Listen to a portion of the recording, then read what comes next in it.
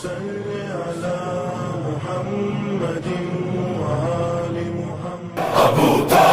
پر ہے احسان علی کے بابا کا، دین نبی ہے دان علی کے بابا کا، سب پر ہے احسان علی کے۔ بسم اللہ الرحمن الرحیم، اللہم صلی علی محمد وآل محمد وعجل فرجہم۔ تاریخ اسلام میں چند شخصیتیں ایسی بھی گزری ہیں کہ جنہیں نظر انداز کرنے کی کوشش کی گئی، ان کے کارناموں کو، ان کی کوششوں کو، ان کی قربانیوں کو، ان کی جانثاریوں کو نظر انداز کرنے کی کوشش کی گئی ہے۔ حالانکہ تاریخ کے تجزیہ نگار اس بات پر متفق ہیں کہ اگر یہ ہستیاں نہ ہوتیں تو اسلام سرخرو نہیں ہو پاتا۔ انہی میں شمار حضرت ابو طالب علیہ السلام کا ہوتا ہے۔ حضرت ابو طالب علیہ السلام وہ عظیم المرتبہ شخصیت کا نام ہے کہ جنہوں نے رسول خدا حضرت محمد مصطفیٰ صلی اللہ علیہ وآلہ وسلم کی اس وقت حمایت کی، اس وقت نصرت کی ہے، اس وقت مدد کی ہے کہ جب مکہ ان کا دشمن ہو گیا تھا۔ حضرت ابو طالب علیہ السلام کسی تعارف کی محتاج تو نہیں ہے، لیکن ہم یہاں پر جاننے کی کوشش اگر کریں تو پاتے ہیں کہ حضرت ابو طالب علیہ السلام کی ذات گرامی اتنی بلند ہے، اتنی بلند ہے کہ 1,23,999 انبیاء کرام کی محنت رائگاں ہو جاتی اگر ابو طالب علیہ السلام رسول خدا کی حمایت نہ کرتے، ان کی نصرت نہ کرتے، ان کی مدد نہ کرتے۔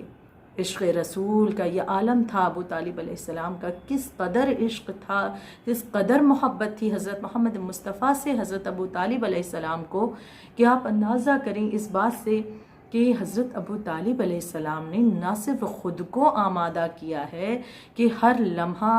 ہر موقع پر رسول کا ساتھ دیں گے، بلکہ اپنی اولادوں کو بھی اس طرح سے تربیت دی ہے، اس طرح سے آمادہ کیا ہے کہ اگر حضرت ابو طالب علیہ السلام کہتے ہیں کہ اے علی بستر رسول پر لیٹ جاؤ کہ کہیں ایسا نہ ہو کہ دشمن حملہ ور ہو اور میرے بیٹے محمد، میرے بھتیجے محمد کو ضرر پہنچے، یعنی بیٹا قربان ہو جائے، یہ گواہ بہت بڑا میسج، ایک بہت بڑا پیغام ہمیں اس کے ذریعے مل رہا ہے۔ حضرت ابو طالب علیہ السلام کی ذات گرامی ہم دیکھیں تو پوری طرح سے مکمل ہمارے لیے ایک درسگاہ ہے کہ اپنے وقت کے ہادی کے لیے، اپنے وقت کے رہبر کے لیے، اپنے وقت کے امام کے لیے کس طرح سے ہمیں تیار ہونا چاہیے۔ اپنے وقت کا جو ہادی ہے ہم اس کے لیے کتنا تیار ہیں؟ کیا ہم نے اپنے بچوں کو اس طرح سے تربیت کیا ہے کہ وہ اگر وقت کا امام ظاہر ہو جائے، ان کا ظہور ہو جائے تو کیا ہماری اولاد آمادہ ہے ان کی نصرت کے لیے؟ حضرت ابو طالب علیہ السلام کی ذات میں ہم یہ دیکھتے ہیں کہ آپ نے اپنے بچوں کی اس طرح سے تربیت کی ہے کہ وقت کے پیغمبر کے لیے اپنی جان کو بھی قربان کرنے سے پیچھے ان کی اولاد نہیں ہٹ رہی۔ لیکن بڑا افسوس ہوتا ہے کہ ایسی عظیم شخصیت کے لیے بھی کچھ باطل یہ کہتے ہوئے نظر آتے ہیں کہ نعوذ باللہ ابو طالب کافر تھے۔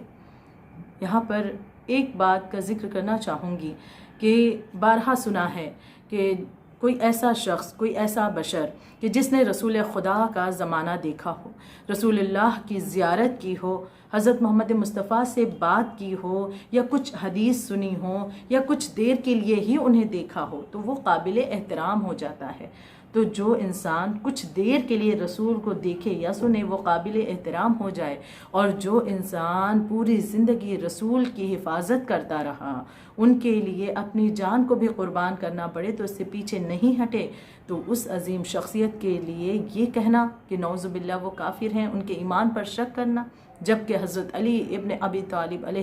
السلام فرماتے ہیں کہ میرے بابا ابو طالب علیہ السلام ایمان کی معراج ہے۔ ہمارے پانچویں امام محمد باقر علیہ السلام فرماتے ہیں کہ اگر ایمان کے متعلق کہ سنیے ایمان ابو طالب کا عالم کیا ہے کہ اگر ترازو کے ایک پلے میں ایمان نے ابو طالب علیہ السلام کو رکھا جائے اور دوسرے پلے میں دنیا کے تمام لوگوں کے ایمان کو رکھا جائے تو ایمان ابو طالب کا جو پلہ ہے وہ بھاری ہوگا۔ یقیناً صرف یہی نہیں، ہمارے اہل سنت والجماعت کے علماء کرام بھی جب اس بات پر غور و فکر کرتے ہیں تو پاتے ہیں کہ حضرت ابو طالب علیہ السلام کی ذات گرامی ایک مقدس ذات ہے، ایک بہت ہی برگزیدہ ذات گرامی ہے۔ اہل سنت والجماعت کے ایک عالم احمد حنفی ابن وحشی وہ فرماتے ہیں کہ ابو طالب علیہ السلام سے کینہ یا بغض رکھنا کفر کے مساوی ہے، کفر کرنے کے برابر ہے. یعنی کہ یہ ہم اہل سنت علماء کے زبانی بھی جان رہے ہیں، سن رہے ہیں. صرف یہی نہیں، ایک دوسری اور آپ کے سامنے دلیل دینا چاہوں گی کہ ہمارے اہل سنت والجماعت کے ہی علماء کرام میں سے ایک علامہ تلمسانی فرماتے ہیں کہ ابو طالب علیہ السلام کو برائی کے ساتھ یاد کرنا دراصل رسول خدا حضرت محمد مصطفیٰ پر ظلم کرنا ہے، انہیں دکھ پہنچانا ہے، اور جو انسان رسول خدا کو دکھ پہنچائے وہ ہرگز مسلمان نہیں ہو سکتا، وہ کافر ہو سکتا ہے. یعنی اندازہ کریں کہ کس طرح سے مقدس ہستی رسول خدا کی محبت میں حضرت ابو طالب علیہ السلام کی ہے. جب غیروں نے بھی اس ہستی کے بارے میں جاننے کی کوشش کی ہے تو پایا ہے کہ ان کے جملے بھی یہ ہیں کہ آپ کے سامنے مثال اس ایک رائٹر کی دینا چاہوں گی کہ جو ایک لیبنیز عیسائی رائٹر ہے، کرسچن رائٹر ہے، جس نے بک لکھی تھی the voice of human justice. وہ اپنی کتاب میں لکھتے ہیں، جارج جرداق، وہ اپنی کتاب میں لکھتے ہیں کہ سب سے پہلی شخصیت جس نے رسول خدا حضرت محمد مصطفیٰ صلی اللہ علیہ وآلہ وسلم کے لیے، یعنی حضرت محمد کے لیے جس نے سب سے پہلے ان کی مدح میں اشعار لکھے وہ ابو طالب تھے. سب سے پہلے رسول کی مدح کے لیے، ان کی نصرت کے لیے لوگوں کو تلقین کرتے رہے وہ ابو طالب علیہ السلام تھے. یقیناً یہ دوسرے اور غیر کہنے پر بھی آج آمادہ ہیں. آج جس طرح سے حضرت ابو طالب علیہ السلام محبت رکھتے تھے رسول خدا سے، بے شک اسی انداز سے رسول خدا نے بھی حضرت ابو طالب علیہ السلام سے بڑی محبت کی ہے. محبت کا یہ عالم تھا کہ جب بعثت کے 10ویں سال حضرت ابو طالب علیہ السلام کی وفات ہوئی ہے اور اس کے 3 روز کے بعد ہی جناب خدیجۃ الکبریٰ کی وفات ہوئی، اس پورے سال کو رسول خدا حضرت محمد مصطفیٰ صلی اللہ علیہ وآلہ وسلم نے عام الحزن یعنی غم کا سال قرار دیا ہے. اب تک کہ کسی کے بھی غم میں اس طرح سے رسول خدا نے غم کا اظہار نہیں کیا، لیکن آج ہم دیکھتے ہیں کہ رسول خدا نے اپنے چچا ابو طالب علیہ السلام کی وفات پر اس پورے سال کو ہی غم کا سال قرار دیا ہے. بہت محبت رسول خدا رکھتے تھے،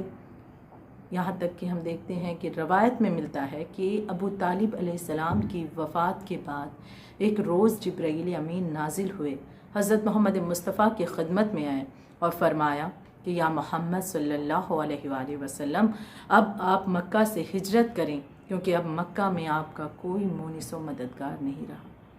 سب سے بڑے مونس، سب سے بڑے مددگار حضرت ابو طالب علیہ السلام تھے رسول خدا کے لیے.